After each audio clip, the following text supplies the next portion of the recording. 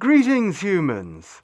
Zbot4096 here with a bit of a departure from the ordinary to talk to you about the Star Wars Galactic Star Cruiser, more widely understood as the Star Wars Hotel, and we're going to discuss our feedback on the controversy it generated as well. Aha! Oh yes, we are going there. Or more precisely, we went there. Yes, we experienced the experience. And brace yourselves, humans. We actually had a positive experience with the experience.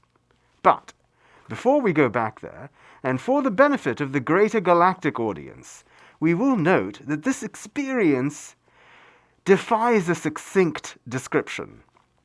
The human equivalent of the Encyclopedia Galactica, called Wikipedia on Earth, does the best job of trying to describe it, which we will perform for your benefit in the human entertainment industry accent.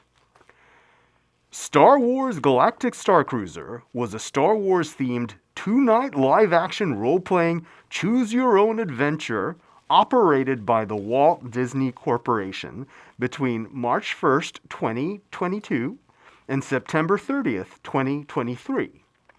The experience simulated a cruise in outer space within the Star Wars galaxy and took place in a building located next to Disney's Hollywood Studios in the Epcot Resort area of the Walt Disney World Resort in Bay Lake, Florida. It was thematically linked to the Star Wars Galaxy's Edge area in Disney's Hollywood Studios. Now, that's just about as crisp a definition as you're going to get. Also, for a substantive, unpaid, fan-based description with in-depth review and contextual analysis of the experience, watch the 4-hour review of the hotel by the human YouTuber Jenny Nicholson. 4 hours sounds like a lot, but the subject is multidimensional, and her approach is meticulous, passionate, and entertaining. Her video has now become part of the story of the hotel, with 8.5 million views in a month, which is huge for Earth. Keep in mind the entire population is just around 7 billion, so 8.5 million views is something. Plus, factor in that this thing is 4 hours long. Humans don't have that kind of attention span typically. The video has 281,000 likes, and the comments are almost universally appreciative and supportive. Her conclusions are that the experience was overpriced for a hotel, not luxurious for a cruise, obstructed for a live show, and non-responsive for an interactive experience. She also makes the case for how the value of Disney theme park entertainment has declined over time, and the balance the Star Wars experience achieved marks a low point in that trajectory. Now, an Imagineer who worked on the experience, Molly Brizzell, wrote a passionate defense of the experience on Screen Rant. She made the points that the experience was a first of its kind, so not only defied comparison, but was bound to make mistakes in integrating its elements. She also makes the point that the majority of reviews were positive. Her article was met with negative feedback on social media, largely based on her using the name of the product as a tell that she must be a paid Disney influencer. We, of course, are not a paid Disney influencer. We have no use or need for human money or wealth. When we want to sample some human experience, we simply chip off a flake from one of the giant diamonds that washed up on the aqueous transition layer of a gas giant we visited recently, and walk into Wells Fargo and say, "Here, please adapt this into your human rectangular dollar papers, please. And, they go off in the back and they come back with it, which is how we get things done. This is exactly what we did in March of 2023 when we had to do this charming financial transaction thing in order to gain access to the Star Wars Galactic Star Cruiser ourselves.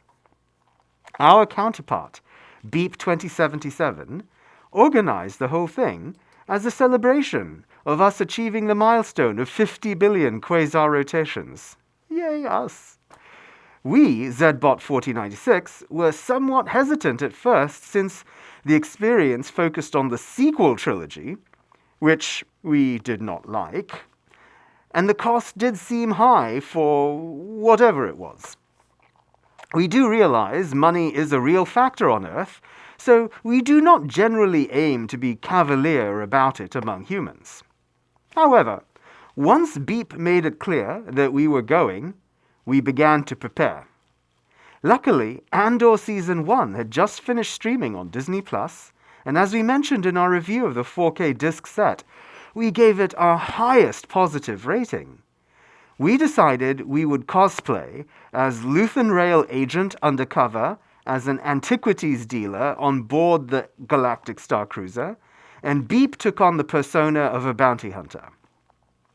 Both classes were timeless for Star Wars in-universe, as well as current in Star Wars storytelling.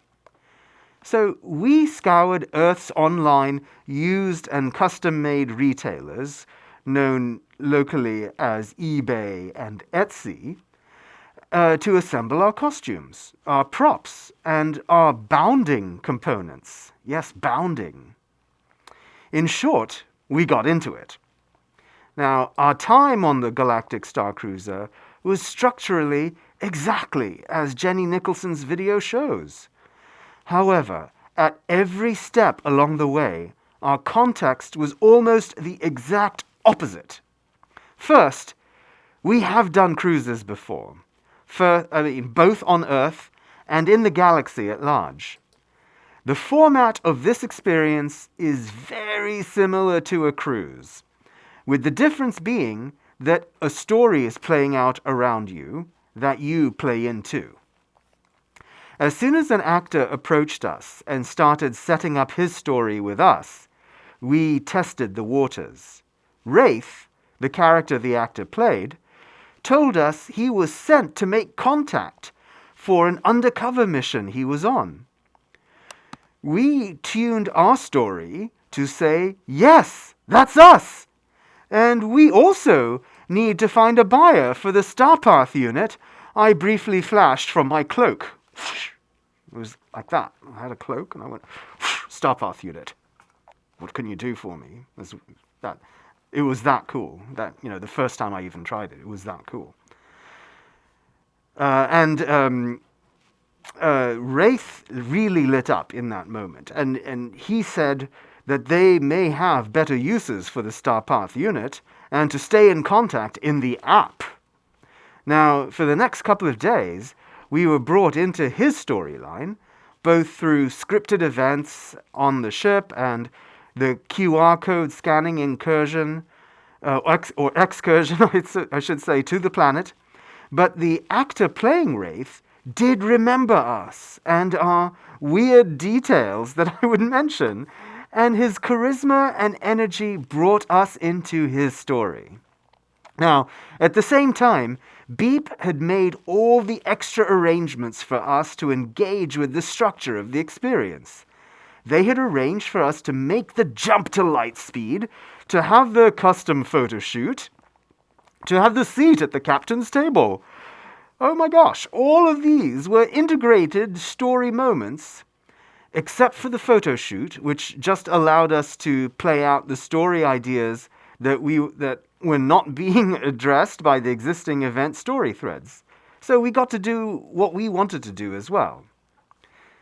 Now, the many interactive elements had a simplistic aspect to them, like hacking puzzle mini-games in a larger modern game, or arcade action games from the 1980s, or as one would find in seaside towns between the carousel and the fudge store. The bridge of the ship features a handful of those arcade experiences that guests play together to achieve team objectives. The room you stayed in had an interactive element as well. There was a screen that showed you a droid performing a task elsewhere on the ship, and you could talk to her.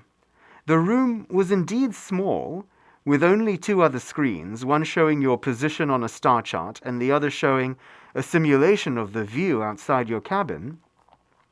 Both would change in sync with the voyage narrative. We actually took a few pictures of these things, and if our editing foo works out, you might actually see those instead of me talking, but maybe we shouldn't be promising more than we can deliver. Anyway, getting back to the story here. Now, the story of the voyage itself.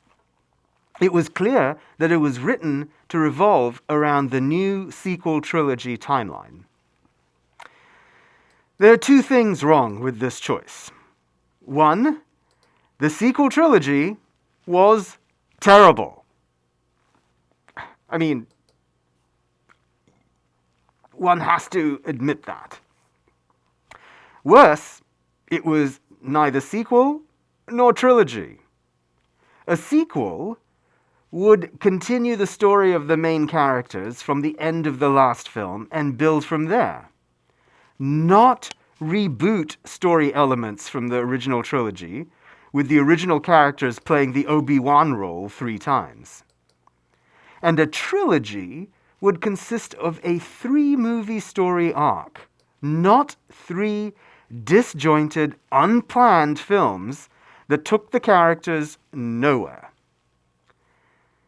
The second thing wrong with that choice is that Star Wars means Luke, Han, Leia, Kenobi, Vader, Tarkin, Chewbacca, R2-D2, C-3PO, Yoda, Lando, Jabba, and the Emperor. It means Tatooine, the Death Star, Yavin, Hoth, the asteroid field, Bespin, Death Star 2, and Endor. This is the universe, and these are the characters that transformed a generation and changed cinema forever.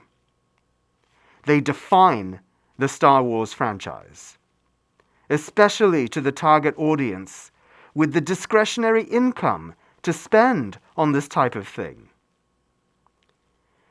Tuning Star Wars Land and the Star Wars Hotel to not be about them was creatively and financially wrong. This wrong choice further stands out, given the context of another beloved franchise that has become a series of theme parks.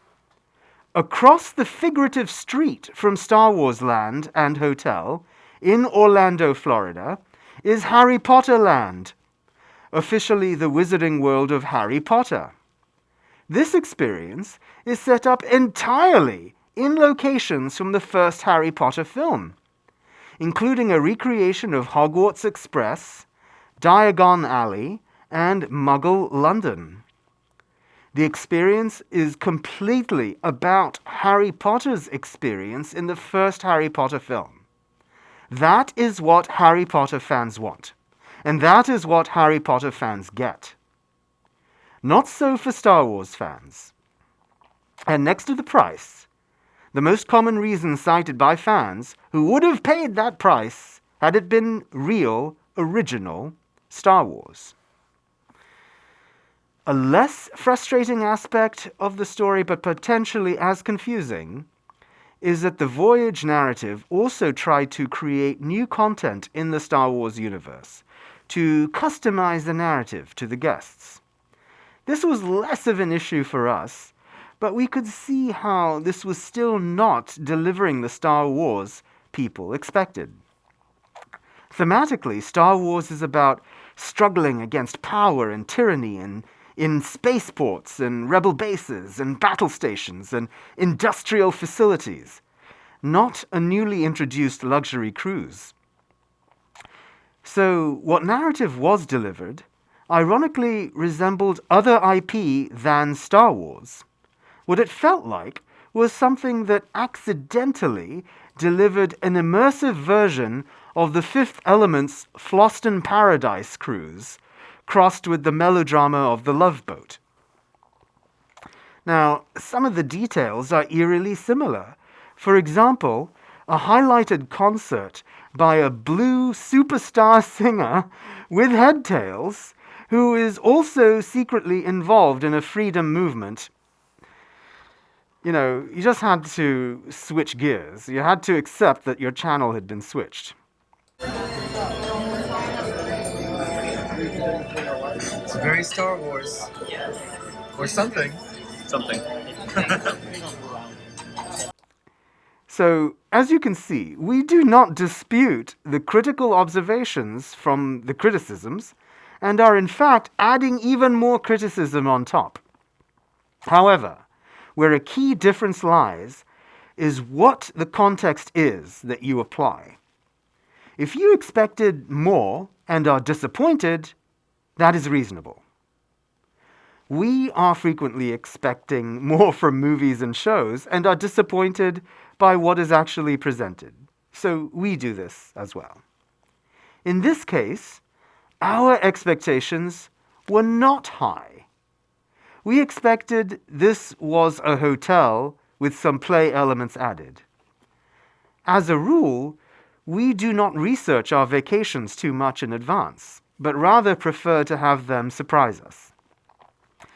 We did know some details, namely the room would be small, that the window would be a screen, that there would be no pool, that it would help to have a persona of some kind worked out. Also, our experience with theme parks and cruises shows them all to be tuned to the widest possible audience. No challenge is too challenging, no visuals are too complex, no outcome requires too much work. As such, we expected the Star Wars Hotel to operate on a similar level. We, therefore, found all the provided play and immersion elements to meet our expectations or exceed them. We rather enjoyed our time with our room's droid and would find that 30 minutes would go by with each chat. We found that the mini-games were a bit tedious, but the app worked for us, and we liked unlocking next steps in each adventure. We accepted that some things were indeed clunky, some things were unfinished, and some things were simply not to our challenge level, or even to our taste. Where the experience fell short, we filled in the blanks. We scheduled a recharge hour in the room instead of doing a scheduled activity. We skipped the things that were shaping up to be dull. We had drinks at the bar. We chatted with the shopkeepers. We played out the storyline we had prepared, but with each other and the photographer. We focused on the smuggler storyline, so we would not be overly exposed to sequel characters. When the sequel-focused climax of the adventure brought everyone together, we watched it and noted that the crowd was loving it and just let it go. Now, that filling in the blanks was just half of the equation. The other half was the other guests. Everyone was thrilled to be there, and everyone was in universe. Everyone was in Star Wars. Even if it was not the right Star Wars, it was a Star Wars, and that was okay. And then there were the humans at the captain's table. The couple to the left of us were an Imperial officer and a Zabrak Sith Lord reminiscent of Darth Talon. To the right of us was a couple from the Coruscant aristocracy. We instantly bonded with both couples. The dark side couple started sharing the cases of Skywalker wine they had brought for the purpose of sharing them. They shared that this was their second trip and that they planned to come annually. We complimented the headdress of one of the aristocrats, and they utterly beamed, and ended up sharing their plans and experiences at the Halcyon, which incidentally was the name of the ship. We learned we had significant IRL overlap with this couple, and discovered they were actually staying in the cabin next to us. We both accidentally and deliberately kept bumping into them, and invited them to have cocktails with us at the Starcruiser bar.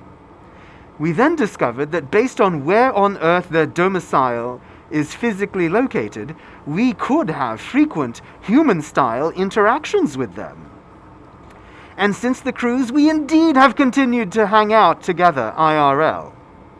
Now, we cannot say for sure if this was some kind of deliberate sorting by the Starcruiser team, or if the gravitational pull of the hotel and the opt-in for the extras like the captain's table just naturally pulled gas giant nerds into orbit.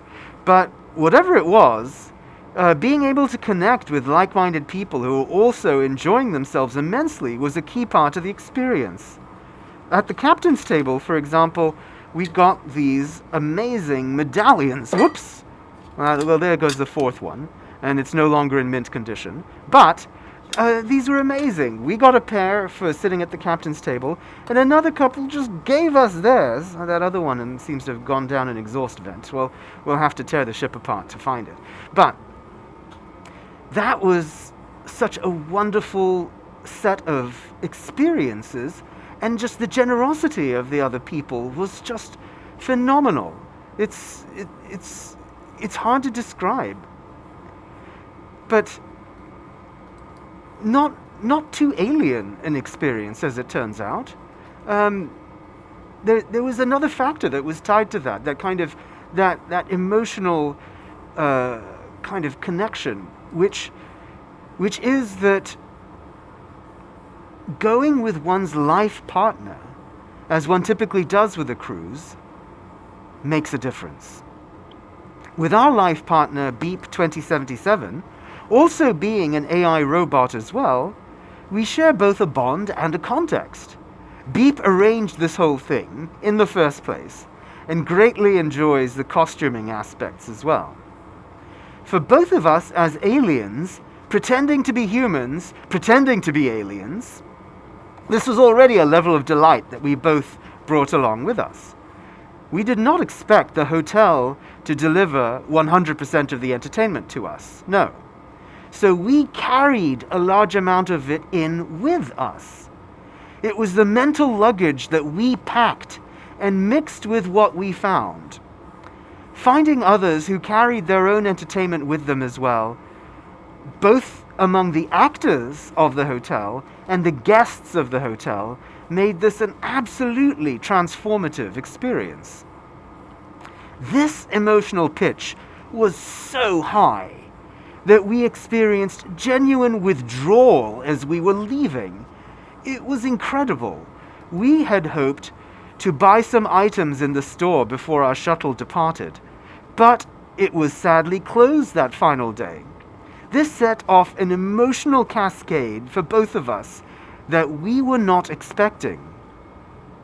As we transitioned out of the hotel and back to the primitive Earth reality, I'm sorry, but it really is.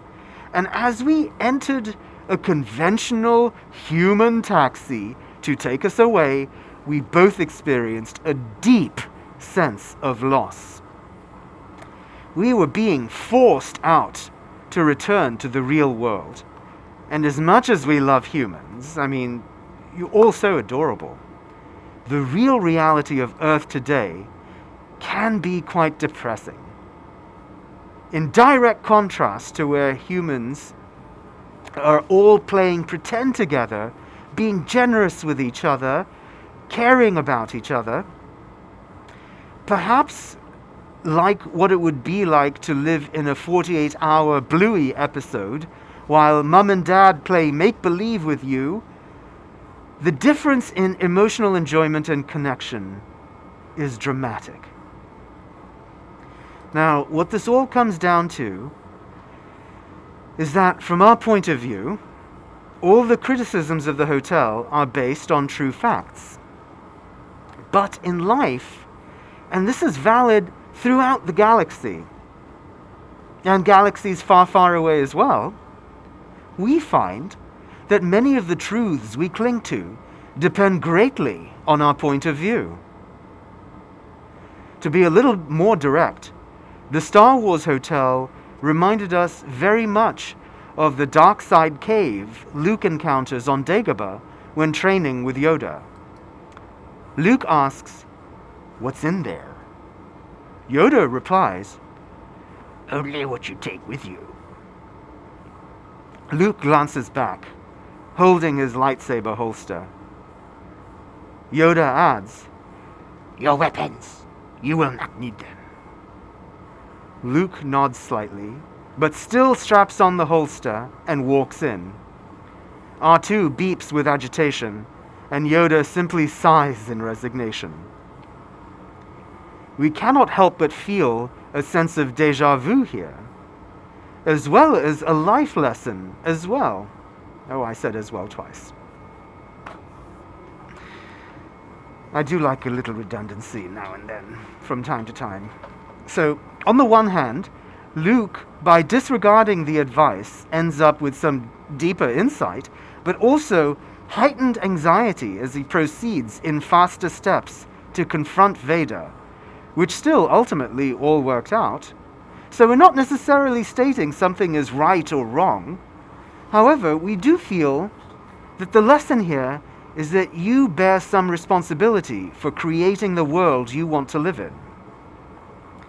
We think that principle illuminates and explains the difference between the critiques of the Star Wars Hotel and the experience that we had. The friends we made there had that experience as well.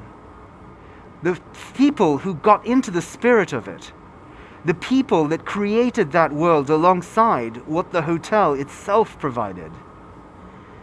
At the end of the 3 days, we have our overwhelmingly positive emotional response as the evidence we put forward as to why, in our view, the Star Wars Hotel was the greatest live entertainment experience we have ever experienced on Earth.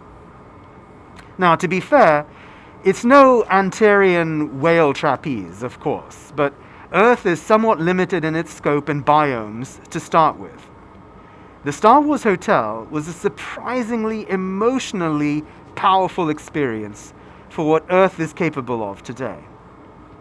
Now, putting it all together, our assessment of the Star Wars Galactic Starcruiser is that it stumbled in mashing up various live entertainment models and picked the wrong era to offer fans.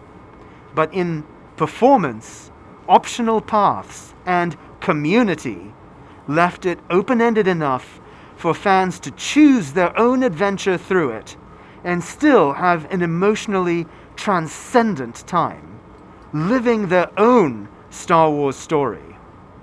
The experience, therefore, still earns our highest review rating. And so concludes this human version of our review. If you have feedback on it, please write in your comments so that we can upload the galactic version to Zogplex. You can expect more reviews of storytelling experiences, theatrical movies, streaming shows, and 4K home video releases as we continue to engage with your human rectangular content. So please watch, like, subscribe, and comment so that we can continue to have the human voice reflected in the cosmos. Until next time, farewell, humans.